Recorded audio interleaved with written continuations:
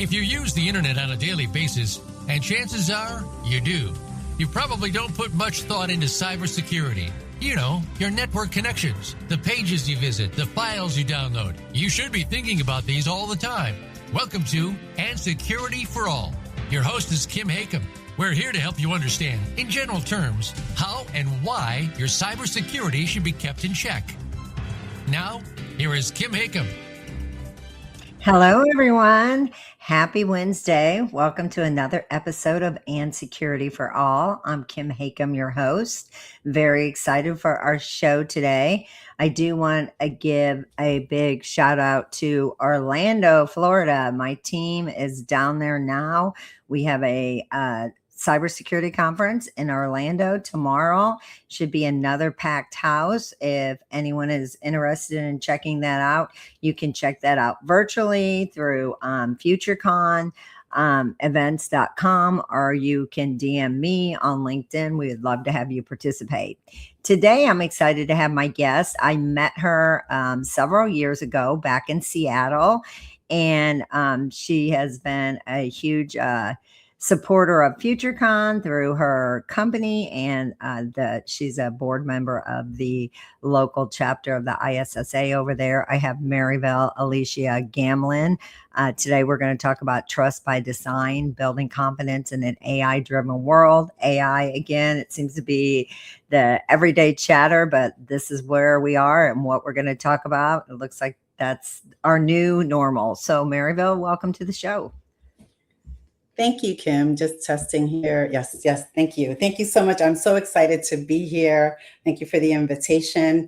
And I'd like to publicly state that I am eternally grateful for Kim and FutureCon for seeing me, right? For opening the doors that I never imagined. You provided me with a platform where I shared my voice, and that has led me to where I am today.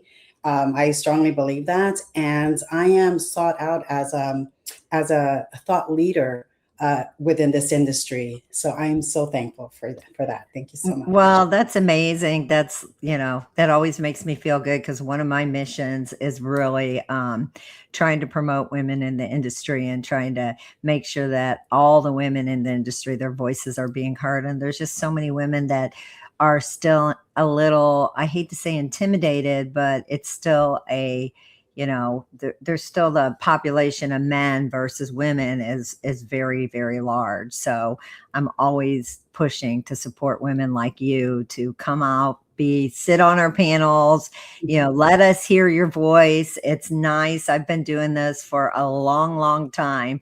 And I know when I first started, we barely saw women in the audience. So we're slowly growing.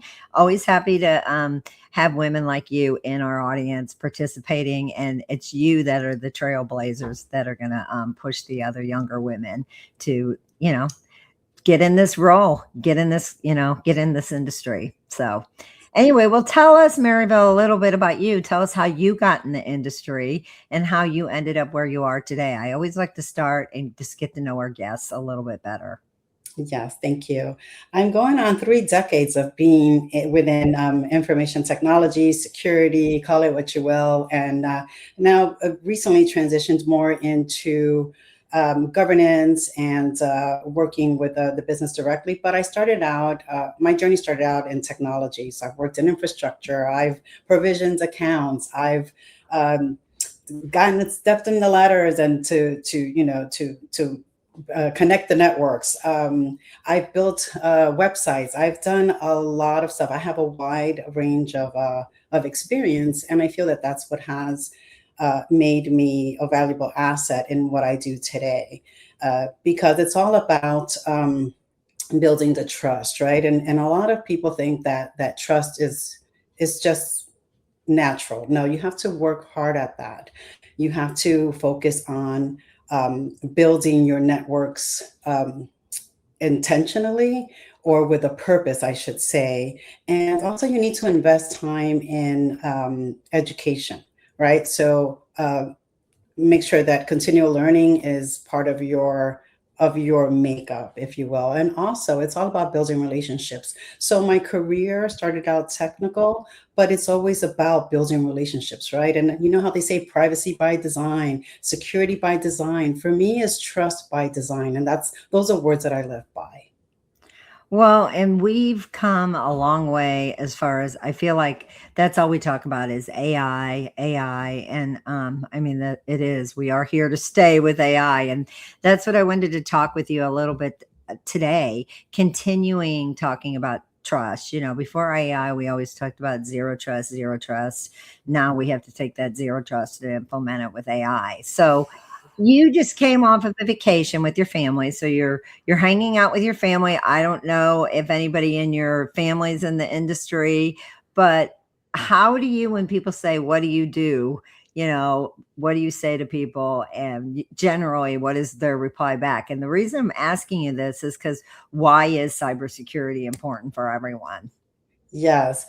I will start by saying that cybersecurity is important for everyone, right? Because we're all dealing with digital technology. We're all connected to social media. We're connected to our banking. We're connected to healthcare, and people don't stop to think that we all have a part in cybersecurity. We all have to stay secure. We all have to be concerned with privacy. And so when my family asks me what I do, I always say, I know you think, my family and friends, I know that you think that cybersecurity is all about the folks wearing the hoodies and you hear all the stuff about the bad actors, malicious actors.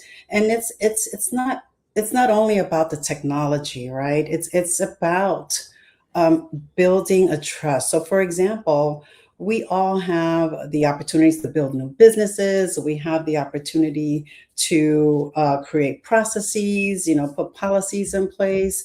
And, I want people to really understand that cybersecurity is about trust, building that confidence, becoming that reliable source. And so I want people to know that, and I'm going to sound a little corny, that I am here to help you and to guide you. And I got that from an infomercial years ago.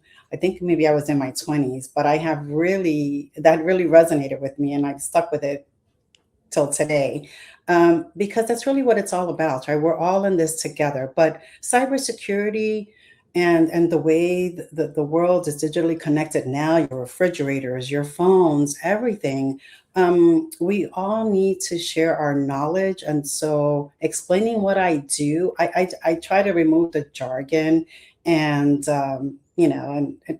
and try to really focus on what's important and let people know, okay, so this is how it applies to you, and this is how it may apply to the business, and this is how it may apply to my leadership. So I just try to make it relatable, and then they understand, and I get them engaged because I provide examples that resonate with them. Well, we always come to our guests and we ask them, what would you like to talk about today? And today you said trust by design.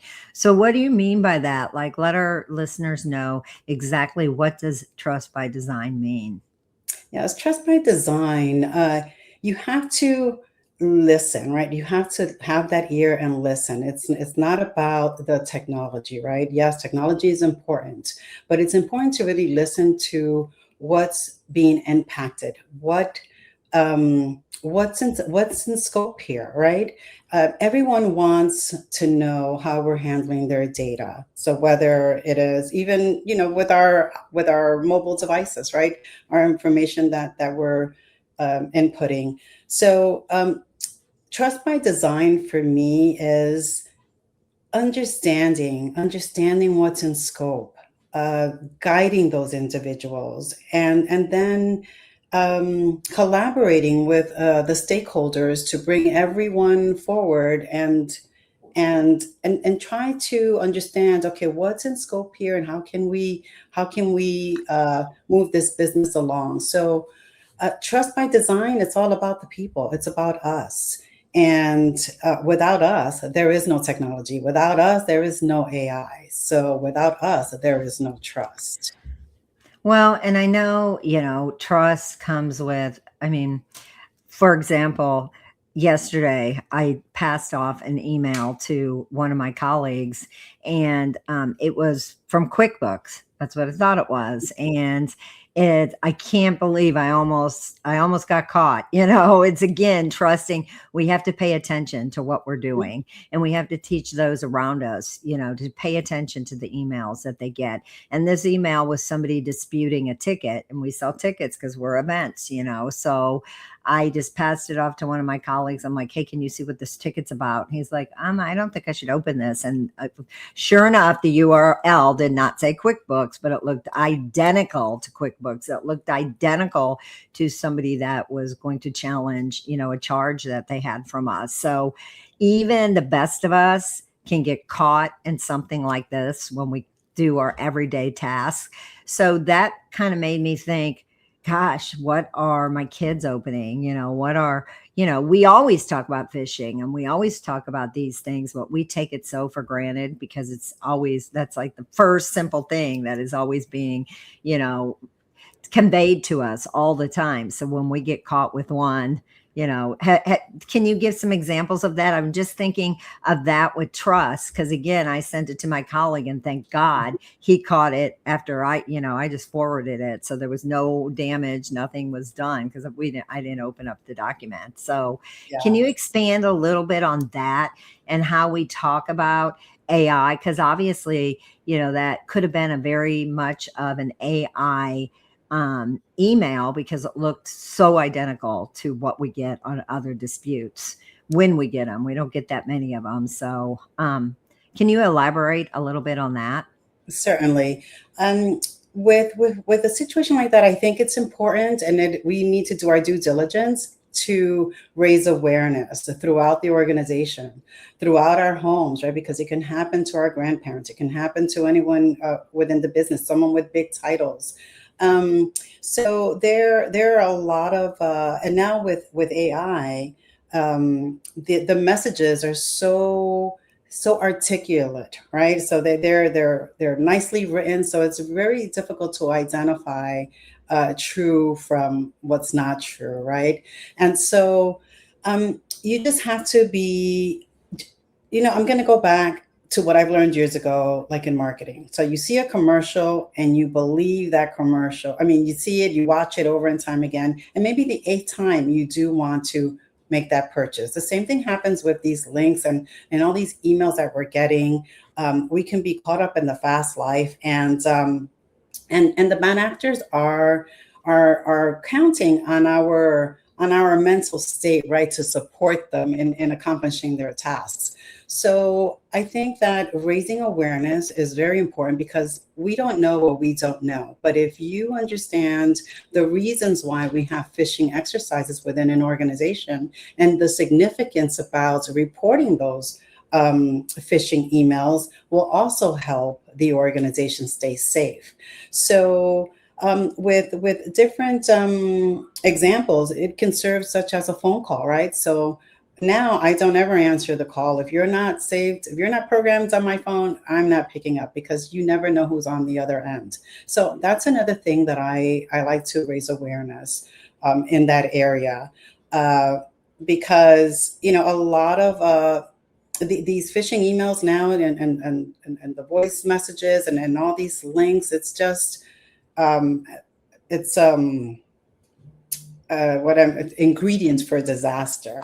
And so we just have to remain assertive and remain proactive within our communities and just help. So I'm not sure if I answered your question about the examples, but well, I think you did because it just goes back to trust, and we all get so busy. Our inbox are so full. And, my goal is just to get that inbox cleaned out, which it never is cleaned out.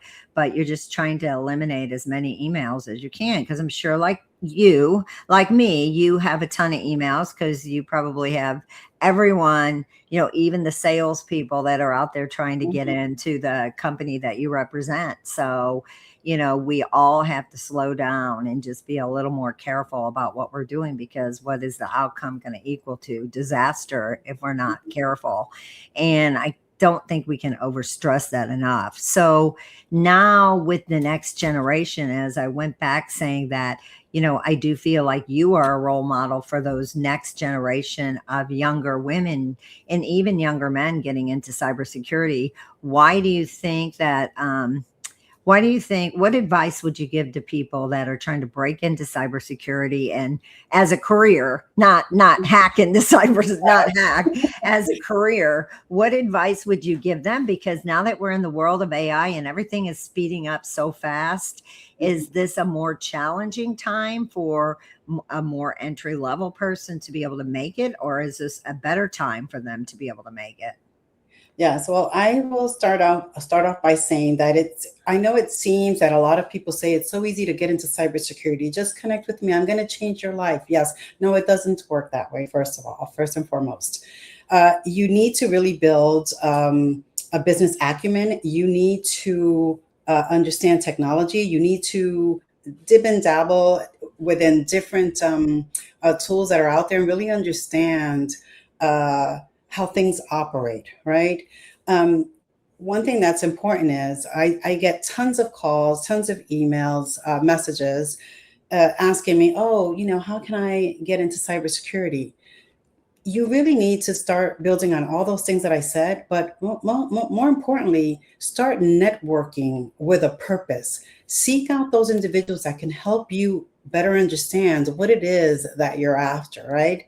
Also, build relationships, because I've seen interns, while they were students, I've seen students that I've connected, and that relationship has turned into an internship. I've seen the first time the introductions that I make, I've seen those lead into mentorship. I've seen those turn into jobs. So always keep in mind that continue to learn, continue to really understand what's happening in the world around us. And you're not going to know it all, right? But surround yourself by those people that will help empower you and help you grow professionally and personally, right? Because you will need both those to really succeed into getting into cybersecurity. And don't give up, because I know that right now, the times are challenging, right? The economy is challenging right now, but go after what you want. But you need a lot of training, and you need a lot of conversations with people that are into industry. Don't just think because you have a degree, that's going to get you into cybersecurity. It doesn't work that way. And some people have a business degree and they get into, or legal, and they get into cyber. So we all have something to contribute, but understand what that is.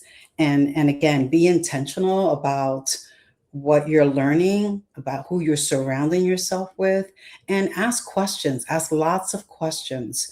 But it's not just because you have that piece of paper, you're going to get into cybersecurity. It's all about the time that you invest and the people that you know and the commitment that you make to yourself.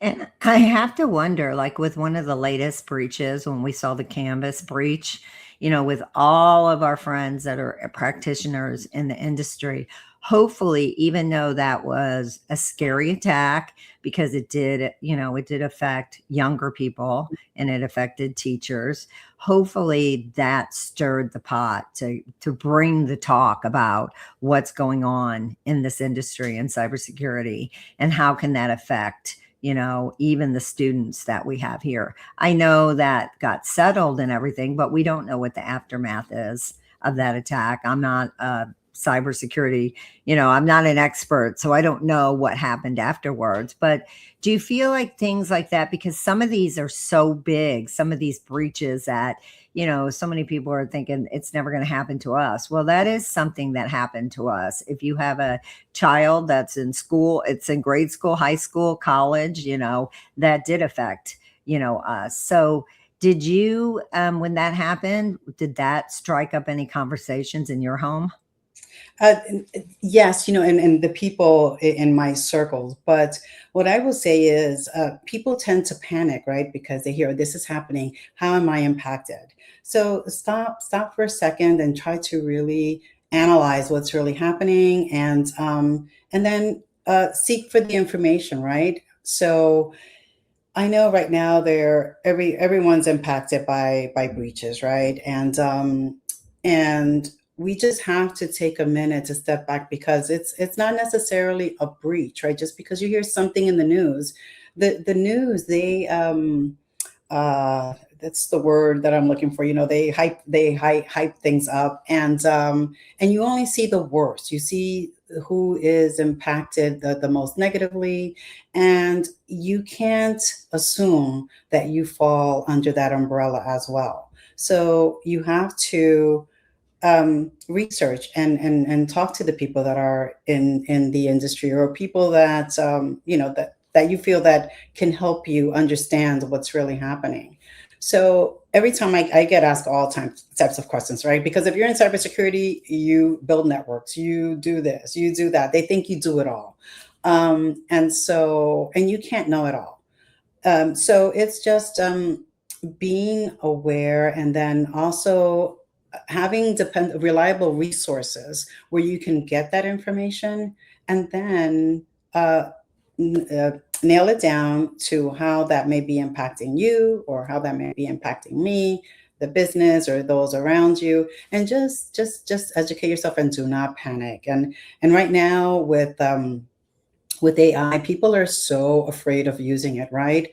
AI is wonderful, but yes, it does bring a lot of risks. But we have to understand how we're all using the technology, so that we can put guardrails in place, and so that we can understand how to use this technology effectively, and um, building in a reliable way, where like all this is. And and I lost my thought there, because I wanted to say, like, build responsibly. That's what I wanted to say, right? We have to make sure that we're building our tools and our environments, and yeah. So it's just a matter of what's in scope. Again, I know that that's huge, and that's a big word in our industry, what's in scope, because really that's what it is, right? If you're not using, first of all, stop and think about it. Are you using Canvas? Okay, that eliminates that. But so, and you go from there. Well, with AI just continuing to rapidly grow on a daily basis, any social media platform that you're on, every other whatever you look at, it's probably going to have some ad for some sort of AIT to make your life easier, quicker, more efficient. How do we trust those, and how do we pick, what is safe and what is not safe? And how do we advise those that are not in the industry, that everyone wants a quick fix all the time? Look at all the food deliveries. Look at Uber Eats and DoorDash and Grubhub. I mean, they, during COVID, I feel like, is when they started getting big, and now I can honestly say I pretty much use it every single day for something. So how do we inform those out there, and how do we decide what tools we should be using that are safe, and what are some red flags that you might know of? Yes. So with the use, right, for let's say for the common folk that are outside of our industry, you just, again, you raise awareness, right? You say, okay, this is, if you've heard something in the news, and I won't select any particular incidents, but you hear something in the news, and so then you kind of explore what happened, and what's, and how that impacts you. But with the use of the tools, I would say explore, but be sure to read the privacy information, because you're given a lot of information, and we don't want to read anything. We just want to click, accept, and use, because everyone else is using it. We want to use it too.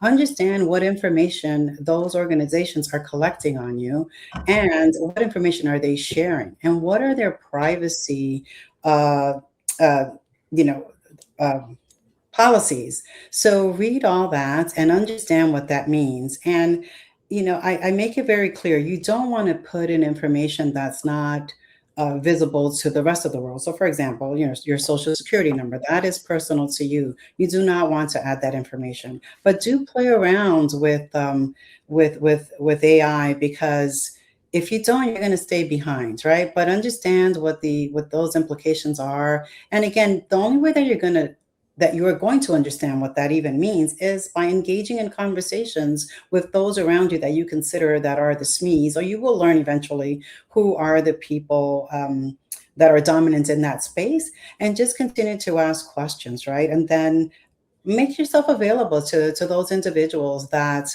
are not familiar with what we are, because we take that for granted. We take that for granted. We understand the technology, we do this, and you know, you have to, and I always aim to be that trusted source. And I tell people, if you ask me a question and I don't know the answer, I'm going to help you find that answer. Either navigate to this resource or let me point you in the right direction. So it is very scary, right? Because people don't understand.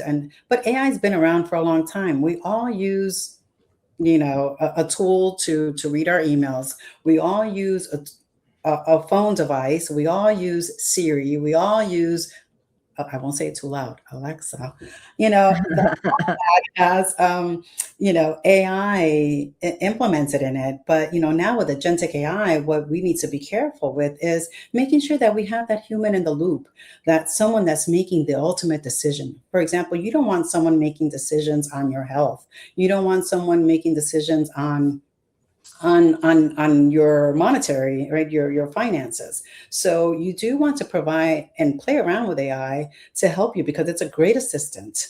It saves you so much time. So it saves you, like, let's say you want to write an article, and it used to take me maybe 2 weeks to come up with, the topic and all that. Now it takes me, oh my gosh, under 10 minutes to even come up with what it is that I really want to cover within, let's say, a newsletter or something like that. But you always put your flavor in it, right? But it saves you so much time with resources, with education. And I think that you need to get out there and play, but play responsibly. And then for organizations, right, we need to make sure that we're tracking and monitoring this traffic, because if we don't understand what's happening within our own environments, we do not know how to protect it.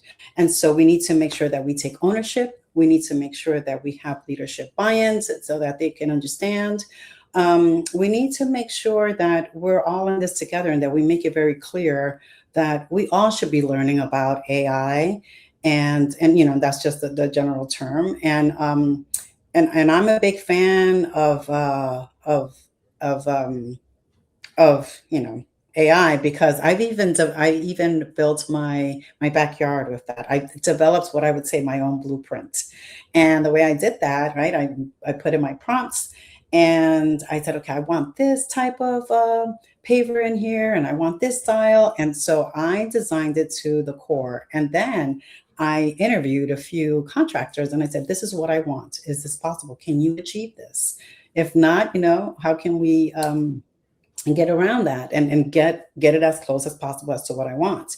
And I will tell you this, that I have created my own resorts, what I call my, it's like my peaceful resort here. And I did that all with leveraging an AI tool to help me accomplish that. And then and another thing that I'm very proud of that I did, and this is every day people can do this. I learned how to negotiate my vehicle, my new vehicle purchase. So I went into the dealership, and I said, well, first of all, I should say the dealership, allowed me some time to navigate the lots. He came out and he asked me a question. I said, well, if you can provide this, A, B, and C, then we can go inside and talk. And I will tell you that I am so proud of myself. And my husband was super proud of me too, because he was impressed. He's like, whoa. And so I went in there and I said, I want this, the price that the out the door price, and everything, even for what I got for I negotiated the price that I wanted for my vehicle that I was going to turn in. And I would not have been able to do this without AI. Another thing, I'm also learning, I'm so excited about AI. I'm actually learning so much about finances. So I'm even learning how to pay ahead, right? Like even let's say my mortgage, and I've seen the impacts that I have made. And if it weren't for AI, I would not even know how to approach the very first step. So I am a heavy user, but of course, I have to be careful as well. And I'm in cybersecurity, so I need to practice what I preach. But it's if you're not using AI, you're staying behind. Well, that's pretty amazing. You can come over and design my backyard as well. So, but I mean, it is great. I mean, I use the tool, I use a couple of different tools all the time. But going back to what you said about privacy and you mentioned social security numbers, I just recently had something happen to me that made me think like, what is our younger generation doing? I have another condo up in the mountains. And I had a car out there that I needed to switch plates from, the state I'm in to that state. So I was on the phone with an insurance broker and they were like, okay, I need you to email me all this stuff, a copy of your driver's license. And I was like, well, I'm not going to do that. You need to send me a secure portal. I'm not going to just send my driver's license over the internet. And I feel like younger people that are buying homes or getting loans, all that stuff is sensitive information. And there are still old school places out there that are not, sending secure portals. And I think that we need to teach people that it is okay to say, no, I'm not going to do that. You need to send me a secure portal or we need to figure out an alternative. So what do you think about that? Because I am still seeing, and I'm seeing very intelligent people that are not in the industry still scanning their driver's license, scanning their social security card, sending that stuff because they don't understand the impact. So what, and I know this is a little basic 101, but I feel like it's important that we remind people how important it is not to just trust what you think is safe. Yes. And that's easier said than done, Kim, I believe, because we know that because we're in the industry. But I think what we're lacking is we need to go back to high school. We need to go back to the high school students and engage them and really help them understand what that even means because they are our future, right? And if we engage the high school students, they may even go back home with great information to share with their parents and their grandparents and help everyone stay safe, right? Because again, cybersecurity, we're all in this. I think the people in our industry, and I will say many, not all, we're so high up in our journey that we don't stop to think about how about those that are below us that are trying to rise to our to fill our shoes, let's say.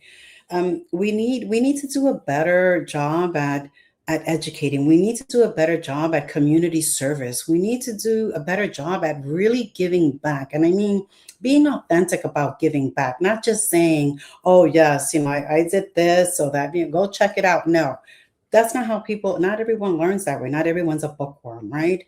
And so I think it is our duty to share knowledge, to include people to the party, right? To really understand what that means and allow them a safe space to ask questions.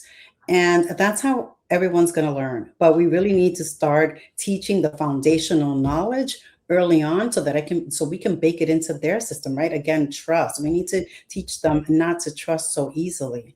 And they don't know right from wrong, right? So let's say someone were to ask me, oh, actually, I do have a great example. My friend visited me 2 weekends ago, and she said her granddaughter was asked, she was online playing a game, and she was asked for her name and some other information, and then her school name. What school do you attend?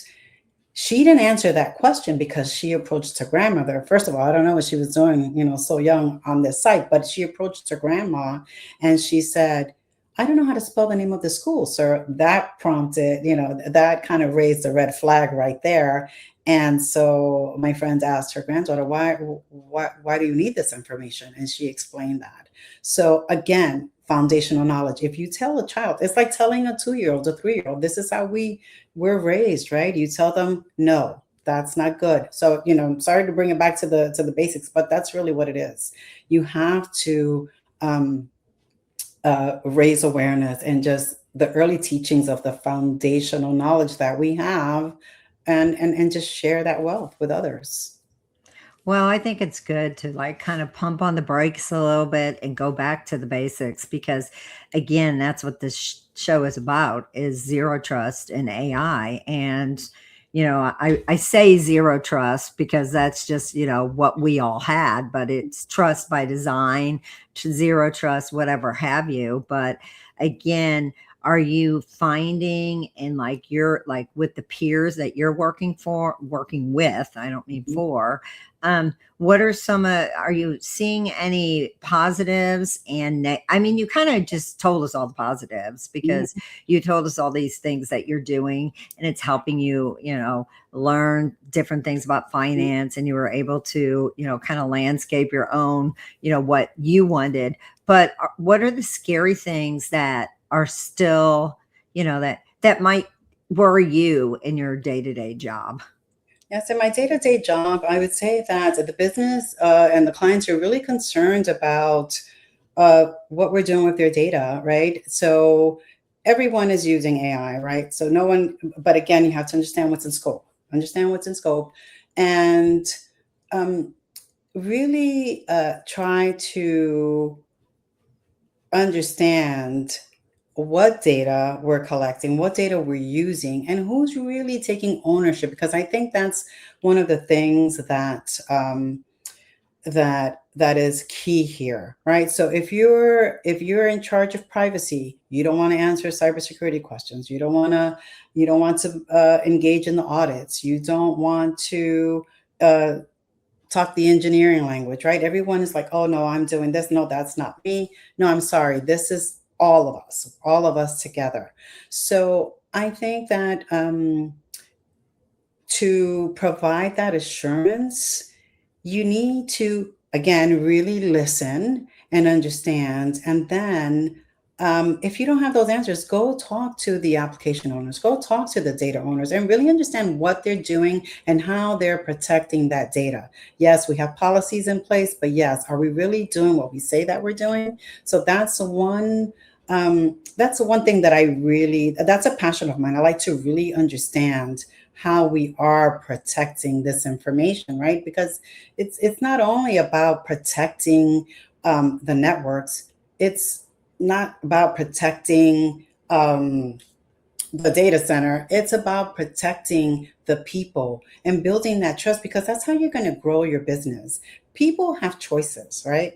People have choices whether they want to do business with you. They have so many other options. And why should they choose you over me? And it's really going to be about that relationship that you're building. And I keep going back to that because I know that we're making this bigger than what it is. We had the internet, then we had cloud, now we have AI and quantum, and so it goes on. Technology is going to continue to grow, but what's not a debate here is that trust that you're building. If you don't have that trust, I, as a customer, as a client, I have a choice to go somewhere else. So we need to really understand that the relationship that we're building, that I can trust you with my information, and that I can trust you with the reputation of my organization, that I can trust you with my life, basically. So if you're a customer of, say, the company you work for, how can they ensure that their information is going to be safe and protected? Yeah. Well, it starts with questions, right? So they want to understand that we're complying with the laws and regulations around us. So you, as a client, should go after those organizations, right? We take it too lightly because some of the bigger organizations that are out there that we're all in business with, no one really questions anything, right? Because they've done the legwork and all that. No, we have a responsibility to go after the businesses that we're engaged with and understand what that third party risk may look like, right? Understand, you know, what are you doing um, to really protect my information, right? My data. So I think that a lot of clients, they have like this check the box exercise, if you will. Oh, okay, yes. Oh, yes, you do that. Yes, you do that. And I'm like, do you even understand what that means? Do you understand what risks that presents to your organization? Do you really have to ask questions? And I mean, I cannot put it any simpler. And just keep going after these organizations. And if they shut the phone on you, although that's not a thing anymore, but you know, if they don't answer your questions, go somewhere else, right? Go somewhere else where they will answer your questions. I agree. I think you just have to, again, going back to if you don't feel good and you don't have that, comfortability of being, trusting your information with an organization, usually, you should know. I mean, I don't know if you 100% know, but if you have a gut feeling that something's wrong, chances are something's That's true. wrong. Yes. So before we wrap up the show, is there any like advice that you would want to leave with my listeners as far as what can they do differently today or tomorrow just to make us all, because it's going to take all of us, because they always say it's the human side of things that the mistakes are made by the humans, and that is primarily true, although I do think that some of the AI stuff definitely has some mistakes, but again, we make the choice of using it, which could essentially lead to something bad happening. So what kind of advice would you want to leave us with today? Yes. I want to make it very clear that despite of your title, you don't need a big title, be in the C-suite, on the board, what have you. You have a leader in you. There's a leader in you, right? You have life experiences, you have a voice, and you have something to contribute. And we're in this together. And so if you have something like they say at the airports, if you see something, say something. You hear that all the time, everywhere. Um, I think it is important for all of us to know that there is a leader in us, and we we must all contribute to this world of AI, and make sure that we are teaching our children early on because they are our future, and teach them what safety looks like, not only about falling in the street, crossing the street, if you will. It's about life, right? And seek to be that trusted source, speak to be that voice, and just be a leader that you already have in you. Well, today, my guest, Marivell Alicea-Gamlin, thank you so much for joining us on our show. If anybody wants to reach out to her, I'm sure you can find her on LinkedIn. She is a great leader over at the ISSA Puget Sound chapter out of Washington. Thank you so much. It was a pleasure having you. It's always great seeing you out there in the industry doing what you do best. Thank you for all your hard work and everything you contribute to the industry. So thanks for being here, Marivell. Yes, and thank you, Kim and FutureCon, again for seeing me and allowing me to be where I am today. Thank you. Thank you. Well, everyone else, thank you for joining in.